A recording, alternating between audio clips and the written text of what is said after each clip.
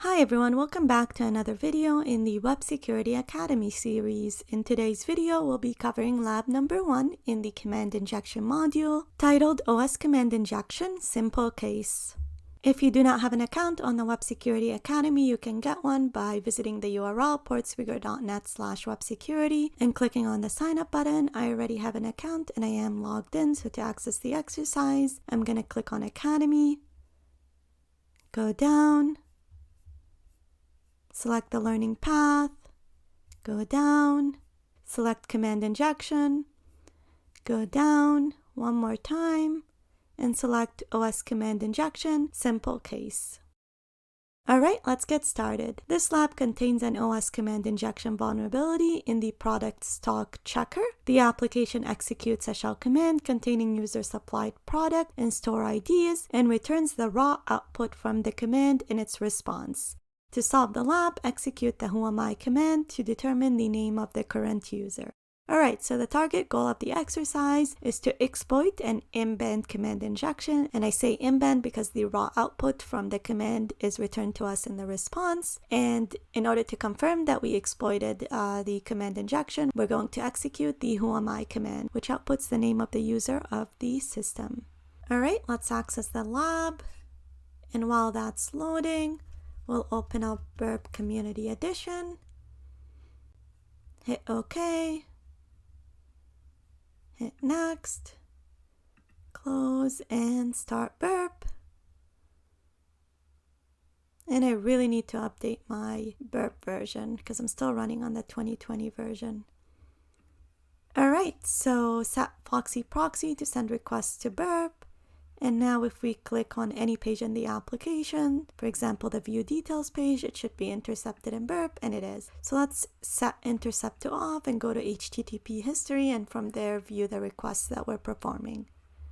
Alright, let's go down and let's click on check stock, and you could see over here it's performing a post request, and if we send that to repeater and look at it from repeater, you could see that it takes in two parameters, the product ID and the store ID.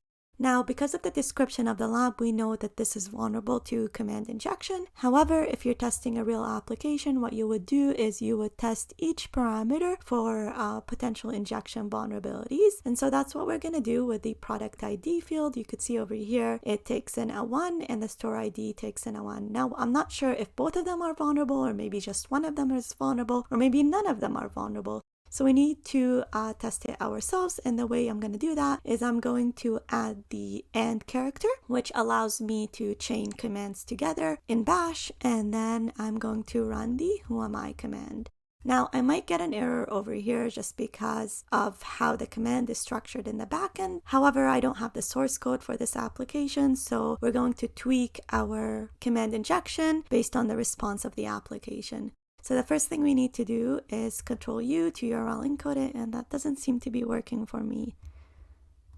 So copy, and then Control-U to URL encode it, hit send, and let's see how the application responds. So right away, I can see over here that it's telling me I'm running into an error. So I'm trying to run the whoami command. However, I have an error on line number 5 saying it's an unbound variable. And the reason is probably that I'm running a command over here. However, it takes in other variables, and so it's ruining the command in the backend. So what we're going to do is we're just going to add a hash character which comments out the rest of the command. Let's Control-U to URL encode it, and I keep clicking on Shift-U, and that's why it's not doing it correctly. So Control-U, hit send, and here we go. We no longer get an error because we commented out the rest of the command that was causing us the error, and we get the value of the user that is running on the system. And if you go over here, you could see that it says, "Congratulations, you solved the lab." Now, let's take this a step further and look at the code in the application. Now, just nature of command injection vulnerabilities, it means that you've gained remote code execution, and so you can run whatever command you want. It's not just the whoami command. So what we're going to do is we're going to output the content of the script just to see what the script is doing. So let's remove the hash sign, hit send, And over here, it outputs the script that it's running. So let's copy that. And then instead of running the whoami command, I'm going to say cat, which outputs the content of the script, and then paste the script path over here. And then again, add the # to comment out the rest of the command, and then Control U to URL encode it and hit send. And here we go. This is the content of the bash script that is vulnerable to command injection, and you could see the culprit over here. So they're using the eval command, which is used in bash in order to execute OS commands. However, they're taking in two inputs, so number 1 and number 2, which are likely the product ID and the store ID, and they're taken directly from the user input, so without any validation, which means over here that not only is the product ID vulnerable, but the store ID is vulnerable as well. And so you've got a command injection right over here. All right, so we successfully completed the exercise by exploiting the command injection in order to output the content of the user that is running on the system. Now, just like with the other lab videos, let's script the exploit. And if you're new to this channel and wondering why I'm scripting the exploit, it's because I truly believe in order to be a great pen tester, you do need to learn how to code. And I'm not saying, coding full-on applications, just learning how to script in order to write your own tools. And so I always script the exploits in my videos. So the first thing we're going to do is we're going to import the requests libraries, because that's what allows us to perform HTTP requests, and then the sys library, because it's going to take commands from the command line, and then we're going to import the URL lib3 library, and then we're going to use the URL lib3 library in order to disable warnings, because I don't want to get warnings related to certificates. So .exceptions .insecure request warning. This looks good. And then we're going to set our proxy setting. So what this is going to do is it's going to set it to the burp proxy so that all the requests that are performed by my script get sent to the proxy first and then get sent to the application, and then any response from the application gets sent to my proxy first and then to my script. And this allows me to debug any errors that I made in the script in case my script is not working the way I intended for it to work. So let's say HTTP 127.0.0.1, and then running on port 8080. And we'll set this to HTTPS 127.0.0.1, and again running on port 8080. So let's click on view and toggle word wrap so that we could see the entire thing on the screen. All right, this looks good. Next, we're going to say if name is equal to main, then run the main method. And we're going to implement the main method right over here. So main, and we're going to say if the length of the arguments that are given to the script is not equal to 3, then I want you to print the instructions of how to run the script. So this is, instead of outputting an error, what you're going to do is you're going to output the usage instructions and the example of how to run the code. And this just makes it much cleaner than outputting the error. So usage is the name of the script, and it takes in the URL and the command, and we'll give it the name of the script, which is the 0 argument. Okay, and I made a mistake right over here. This all should be within the brackets. All right, next we're going to output the example instructions. So let's say www.example.com, and the command that I want to run is whoami, and again the name of the script.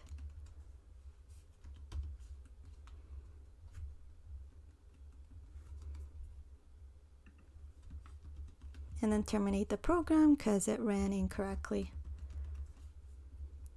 All right, so this looks good.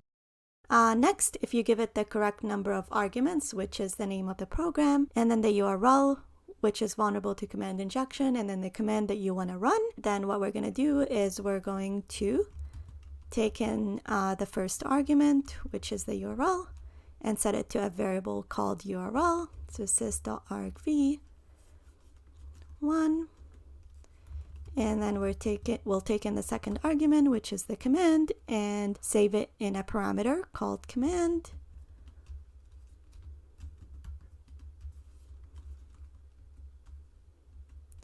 And then we're going to print exploiting command injection. And we're going to perform the command injection, and we're going to do that by calling a function called run command, and it takes in the URL and the command as input variables. All right, this looks good. Now let's implement our run command function. Again, it takes in the URL and the command variables. And then let's set the stock path. So this is the page that is vulnerable, and we'll take that from over here. So let's copy that and put it in right over here. Next, we're going to construct our command injection string. So again, we said it would be, let's say 1, which is this variable right over here in the product ID field. And then we added the AND character in order to concatenate or chain commands. So let's put a space, and then we add our command right over here, which in this case is the whoami command. If you enter whoami in the command line, if you enter another command, it would be another command. So this looks good. And then we're going to create a params variable, which is the parameters of this request over here. And this request takes in 2 parameters, the product ID parameter. So let's copy that.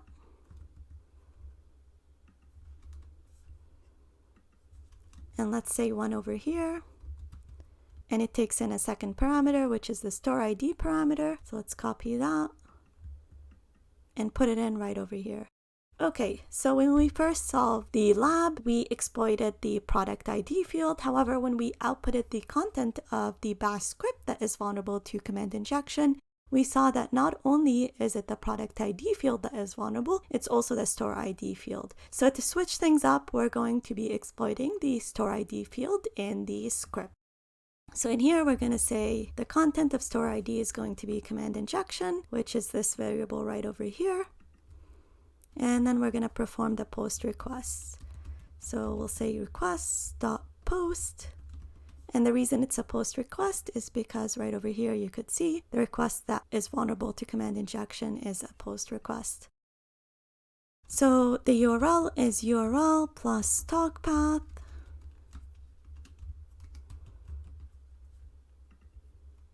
And the parameters it takes is params.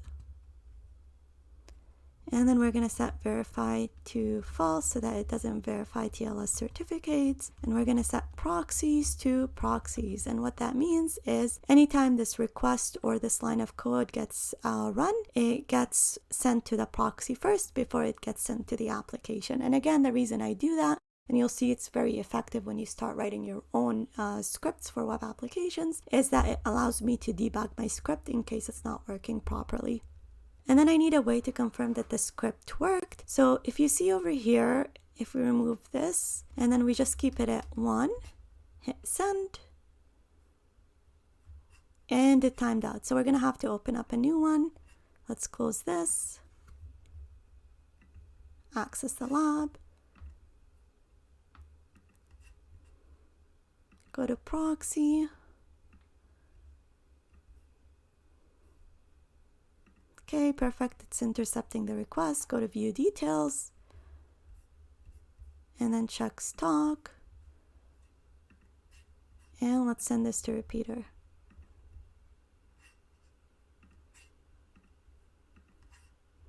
Okay, hit send. Perfect. So you could see over here the content length is always 3. when it comes to product ID 1 and store ID 1. So what we're going to do is we're going to use this as a differentiating variable to see if we properly exploited the command injection. Because if we exploit the command injection over here, so if we say and who am I, and then we use the hash sign, and then Control U to URL encode it, hit send, the content length is bigger than 3. And so that's what we're going to use in order to determine if we properly exploited the command injection or not.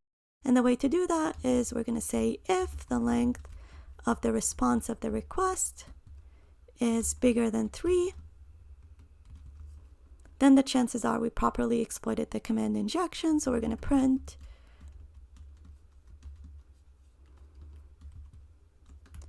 command injection successful, and we're going to print the response of the command. So we're going to say output of command is r.text, which would be this right over here. Okay, this looks good. And then we're going to say else. So if the content length was 3 or smaller, that means chances are we didn't exploit the command injection. So we're going to say print command injection failed. Okay, let's save this and let's run it. So terminal, new terminal, and then we're going to say Python 3 command injection lab01.py, and we're going to take the URL of the application. So just go to the main page, copy that, paste it, hit send, and it's giving me the usage instructions because I didn't give it the proper parameters. So that's working great. That's good. All right, so the way you run it is you give it the URL of the application and then the command that you want to run. So in this case, I want to run the whoami command. And perfect. So it says exploiting command injection. Command injection was successful, and the output of the command is this right over here. So now the reason it outputted the 62 number is because what we're doing is we're exploiting the store ID. And so this command over here, the original command that was supposed to be performed in the application, runs, and then it runs our whoami command. And so you get the output of both commands, which is fine. All right, so we successfully completed the exercise by exploiting a simple case of a command injection, first manually, and then we scripted the exploit in Python. In the next tab, we'll look at how to exploit a time-based command injection.